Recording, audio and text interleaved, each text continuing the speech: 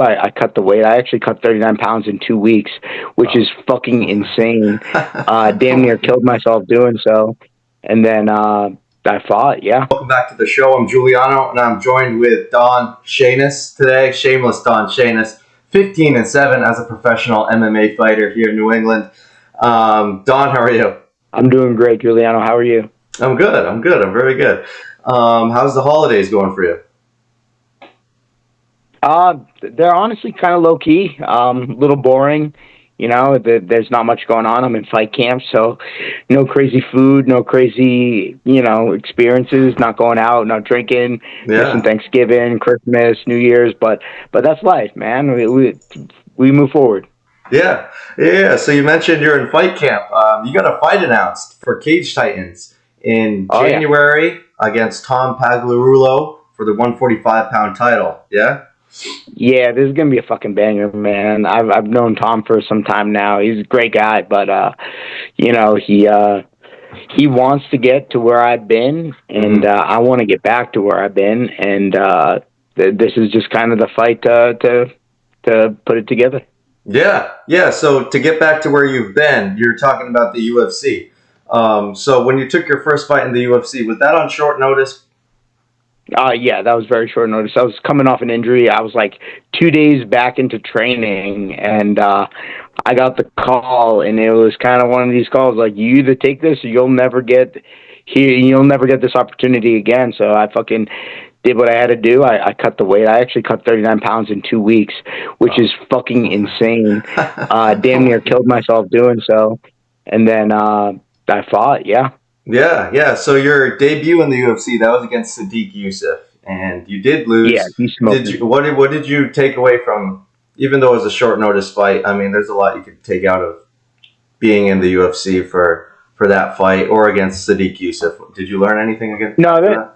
Look, I was set up for failure, and it's not how you're set up. It's getting those opportunities and making something of the opportunity. Yeah. That fight, I wasn't going to win. There's no way you can cut 39 pounds in that period of time, coming off an injury, not training. Not that I didn't want to train. I was injured. So I was, I said, I was coming off an injury, and I had to make the most of an opportunity. That was my ticket into the UFC. And, that put on a shitty performance to put on a banger of a performance in Australia, man. Yeah. So your second fight in Australia, that wasn't a short notice fight, correct? That was the schedule. No. I had plenty of time to prepare for that fight. I had a lot of moving parts going on behind the scenes in my personal life, but dude, that was a fucking banger. Yeah. No, I remember that. That was a good fight. But now you're back onto the New England scene, regionally scene for Cage Titans. You fight a lot for Cage Titans. I can't remember which fight I saw you fight in. Like, it was this summer, I think, of like 2022 or 2021 maybe. I was living in Boston. I actually used to train at Citadel for a while. I see you repping the shirt. Yeah, I got Citadel on. I see you repping the Citadel. Yep, and that's where I know you started, correct?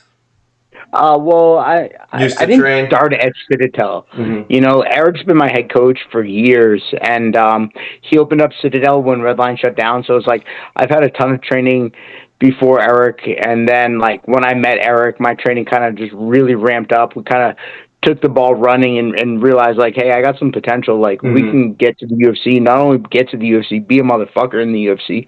Yeah. So like under his guidance, he's pushed me to leave my comfort zone, and ultimately like he's pushed me also out of New England to train outside of here. So it's one of those things where he's kind of saw some potential in me, and we exploited that.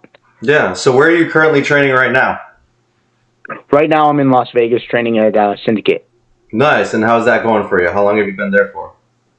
Bro, I've been doing a ton of training camps out here. I've been on and off for over a year now. So it's like I'm doing all my real training out here, and I'm coming back home to fight, work, bullshit. Not even bullshit, just like fight and work. And then when I get a fight, I come back out to Vegas and do my thing out here and train and diet and do everything right. Yeah. The training's fucking unbelievable. The room's unbelievable. You know, there's 4 or 5 coaches on the mats every day. I'm training with world champions. I'm training with a ton of guys that are in the UFC. The UFC PI is right around the corner. It's kind of a no-brainer if you're trying to get back to the next level or get to the next level. Yeah. And getting to that next level, your opponent in your upcoming fight, Tom Pagliulo, he's trying to get to that next level. Yeah, of course. Which is where you've been. Do you see any special,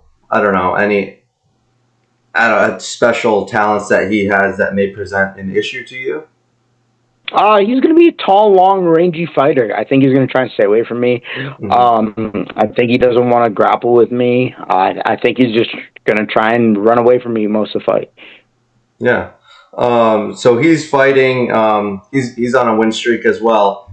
And are you guys the main event? Yeah, we're the main event. Yeah. So right now you're 2-0. Coming on a 2-fight win streak right now, looking to make it 3-0.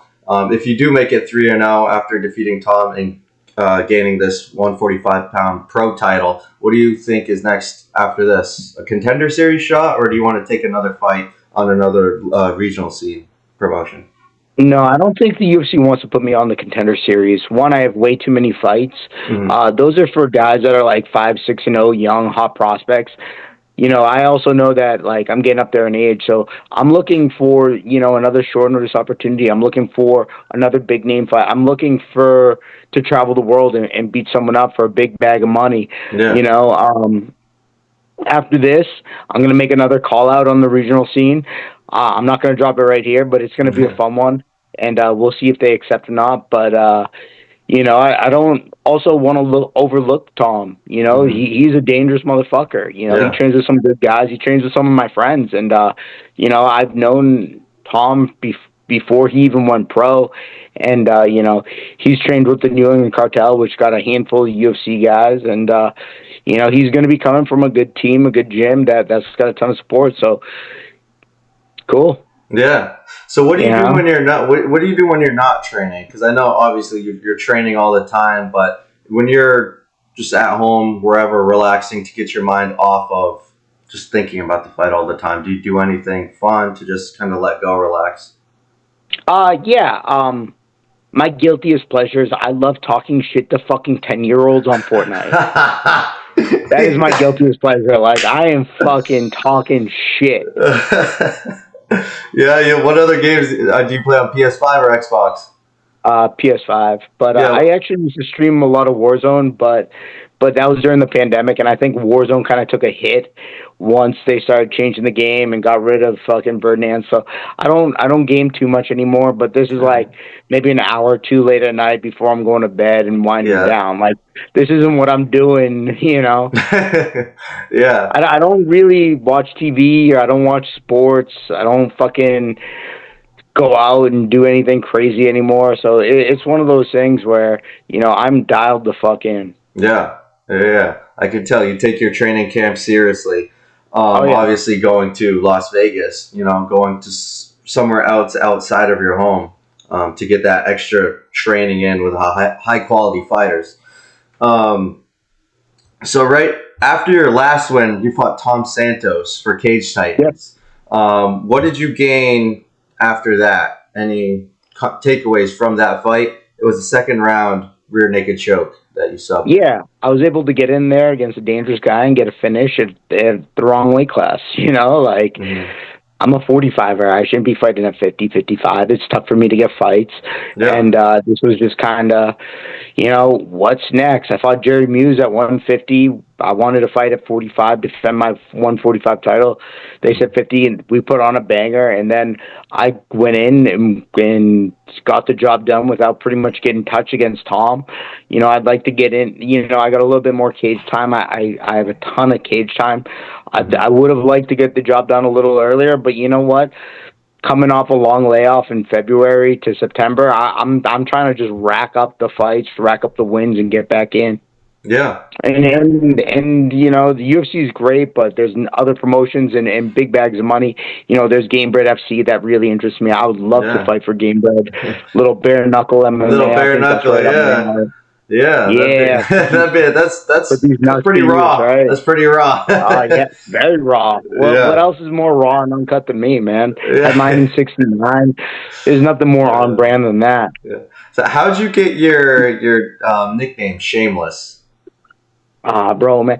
So like, I got this probably like when I was like 24, 25, and at that time, like I was really slowing down my boozing, my drug use, all my partying, all my bullshit, and like there was a little bit of overlap there where I was still kind of like getting out of doing all that shit and like really dialing into what I'm doing now, and you had to be there to experience what I'm like under the influence because I don't let myself get that way anymore. Right. But yeah, it stemmed from there. It's, someone at the gym started saying Shameless on Shainis. Like someone was thinking of nicknames, and it just fucking stuck. And I'm like, you know what? I'm running with this. I made shirts, and it fucking hit.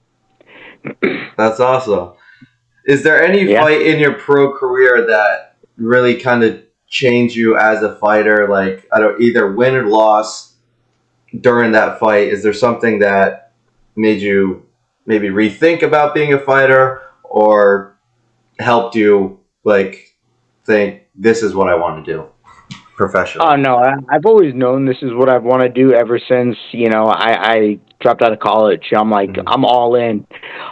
There's definitely been fights where I've learned a lot about myself, but never made me rethink of doing anything. Even when I broke my neck, fighting Daniel Matos at 155 in 2018, and I had to take a whole year off. And like I was in the hospital, fucking neck surgery, fucking my neck was all stapled up, and my parents were like, "We never want you fighting again," and it's like, fucking neck braces are for pussies. I ripped my neck brace off, and I was just kind of like, "Yeah, I'm not done." Yeah, nice. But I've had plenty of injuries that you would think that you might call it a career, but it's dude, it's not quitting. Yeah, that's so much of this. Like I've had a million times I could have quit. Yeah. In fights, out of fights, in camp, it doesn't fucking matter. Not like a lot of people say they want to do this. How many people really want to do this? And that's dealing with life, bullshit, money, being broke. Investing everything in this, and look, man, I'm no dummy, but like I could be a lot richer if I did something else. Yeah, I'll tell you that straight up, and the sacrifice and everything, like these are all fucking excuses people use to quit, and I understand it, but I'm just not a quitter. Yeah. Is there anything or anyone that inspires you to keep going, like maybe during fight camp or like you said, to just keep going, to chase your dream? Yeah, my fucking opponent, because someone's trying to hurt me, man. Like, dude, if there's nothing more motivating than someone trying to hurt you, having a name and a date and a time and a place where you gotta be raw, uncut in the moment, like, it's my next opponent every time. Yeah. Do you I might not even know who it is, and like that shit motivates me because I know the repercussions of this. This isn't a game. Everyone wants to talk about this is a game and X's and O's and scores and stats and refs and bullshit. No, this is life and death. Yeah. Do you watch film on your fighters, on your opponents, or do you have your coaches kind of do that and they'll help break it down? No, a little bit. Everyone, like the scene's so small too. So I've seen majority of everyone I've already fought already before I've even fought them. It's like look at Jack Jenkins. I was at his fight live when he got in the UFC at on the Contender Series. I've seen Tom fight. I've seen Tom Santos fight. I've seen Jared Muse fight. I've seen all these guys fight before. When you're in the really in the scene, like. You know who these guys are. And the thing that's throwing me off is like now I'm headlining cards and I see all these fucking kids on the undercard. I have no fucking idea who they are. Yeah. And I don't know if they know who I am or that's really irrelevant. But, they're on my undercard essentially. And I'm like, oh, that kid just had a fucking banger. Who the fuck is that kid? Like, Yeah. so it's like from the up and comers to the people that are in the game. You kind of see everything in everyone. Yeah. Who's going to be in your corner for your title fight that night? I got some fun stuff planned, but my coach out here in Vegas, he's going to be flying out. John Wood, he's the owner of Syndicate. He's going to be flying out for this one. We got a couple other people, but we're going to fine tune those details, closer to the fight. Yeah, nice. What do you see in your opponent, Tom Pags, that you can exploit?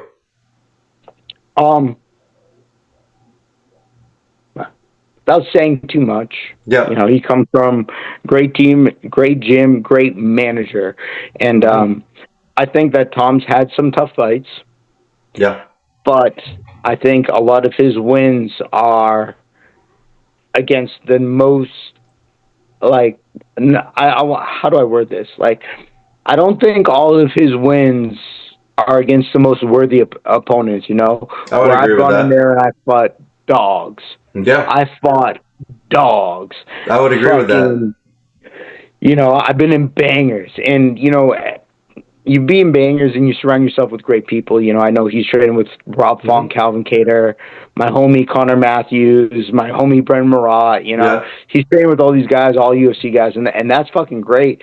Yeah. And I'm sure they're prepping him to fight me. But like, I've been in there, I've been tested. I know exactly who I am, and we're gonna see how he deals with adversity. Because I'm not going to quit. Like that's the one thing about me. I'm just not going to quit.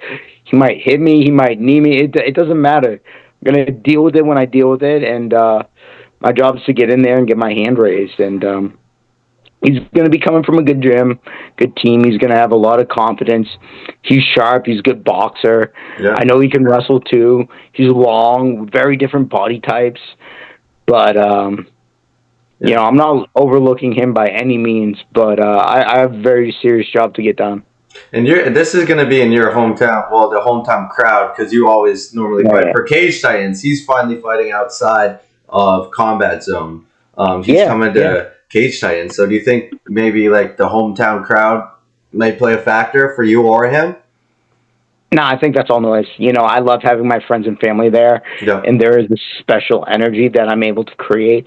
But that's going to be there if I'm fighting him in Cage Titans, if I'm fighting him in the backyard. At the end of the day, it's all fucking noise, and none of that actually matters. What matters, like even out of 100, like you might get me once out of 99. It doesn't fucking matter. It's what happens right there in the cut or off the cut in the moment. What happens that very time, and it's a scary thing, and it's an exciting thing, and Well, day-to-day training session for you look like? It was pretty simple. So depending on the day, whether we're doing MMA, striking, or grappling, it depends in camp, out of camp, but for the most part, a couple times a week, 2-3 times out of the week, I'm hitting mitts. Class starts, or pro class starts at 11:30 to 1 every day. The days I'm not hitting mitts, I'm usually jumping in the morning. So we got classes from 10 to 11:30, then 11:30 to 1. I'm in every single pro class all week, Monday through Saturday, 11:30 to 1. But usually before that, I'll try and jump in a jiu-jitsu class or a striking class.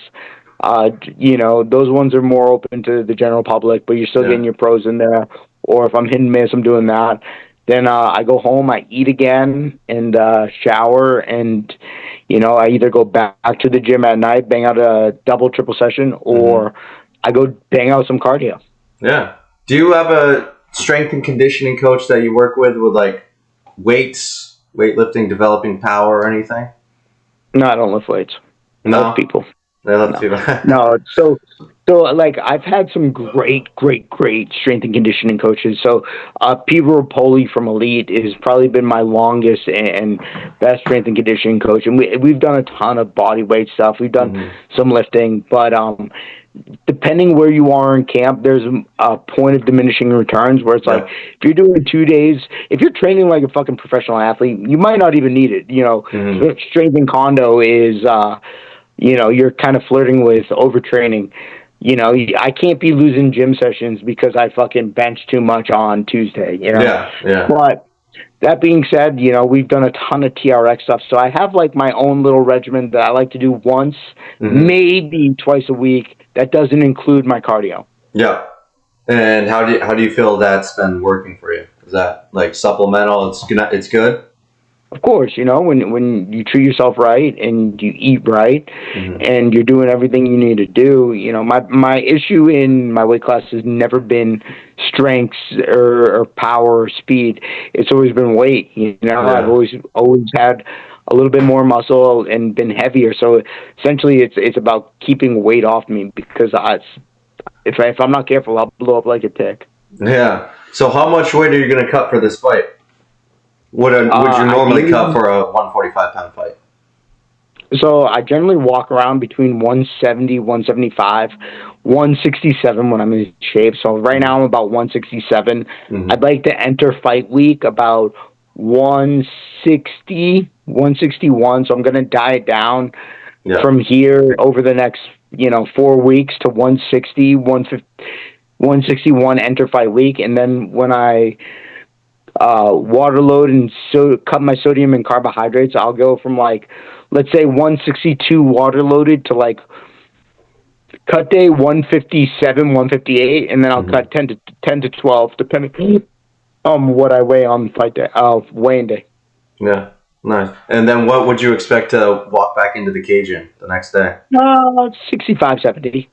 Yeah, nice. So it's like I expect to completely rehydrate and get like a solid meal and a half in me. So like obviously you snack a little bit before you can actually eat. But I'd like to be probably 65. I don't like gaining a ton of weight in between because like I've gone into fights feeling like bloated and slow. I've also gone into fights like sharp and clean, and I'd much prefer that. Yeah. Do you have any pre-fight rituals that you do, or you just kind of go with the flow?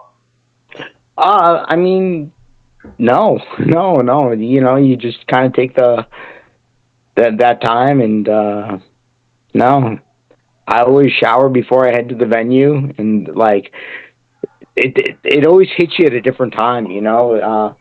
Obviously get off the scale, rehydrate, but like on fight day, it's like you're like, oh shit, I gotta fight later, and like you don't feel it yet, and you don't feel it. And sometimes, a lot of the times it happens for me in the shower when I'm headed to the venue. I'm like, all right, they want me there at 5. I don't have to be there till 6. It's 4:30 right now. Let me hop in the shower. I'll leave at 5. And then, like, I'm showering, and I'm just like, whoa, holy fuck, I'm fighting tonight. And like, it's just kind of just like, you get all fucking, like, antsy, nervous, excited, and, you finish your shower, you get to the venue, then you just sit and wait for hours, and you're fucking bored, and you're like, and it's like, all right, it's like hurry up and wait, right? Yeah. Shitty fucking game. And being in the main event, you're waiting all fucking night. Oh yeah, you're just sitting there. Has Tom been on your radar for a while? If he's been on your radar at all, or is this kind of a surprise fight for you? Well, it's no surprise, but he's just one of the better regional guys that, and it makes sense right now. It didn't make sense before, but it makes sense now. Yeah, it's not like I have any ill will towards him. I think he's a really good guy, but that doesn't really matter, So his opinion of me doesn't really matter either. He could think I'm the fucking man, or he could think I'm a fucking idiot. He could think I'm shitty or good, but none of that actually matters. We're going to fight and figure it out, and afterwards it'll be over, and on to the next fight for both of us. I want to give a big thank you to Don Shainis for coming on to the show. January 25th, Plymouth Memorial Hall, Cage Titans. Don Shainis versus Tom Pagliarulo for the 145-pound title. Don, I'm going to leave the floor open to you. Feel free to say whatever you need to say. All right, cool beans. Hey, thank you for having me on. I'm fucking excited to be here. Excited to reschedule with you, but I'm even more excited to fight. We got new merch coming out. I'm dropping the link today. It's going to be posted on my Instagram. So click the link, buy some merch. Big shout out to all my sponsors, my team, First Syndicate, Gelato, water, boom, right here. a lot of hooking me up, making sure I'm hydrated all year. They're fucking awesome. Panda Movement, keeping my body healthy in Las Vegas. Andrade, I've been doing a ton of work over there, but I got a ton of sponsors. I want to thank all you guys from. I just want to thank everyone. So, short-term sponsors are still in the works. If you guys are interested, please hit me up, and I'll see you guys on January 25th.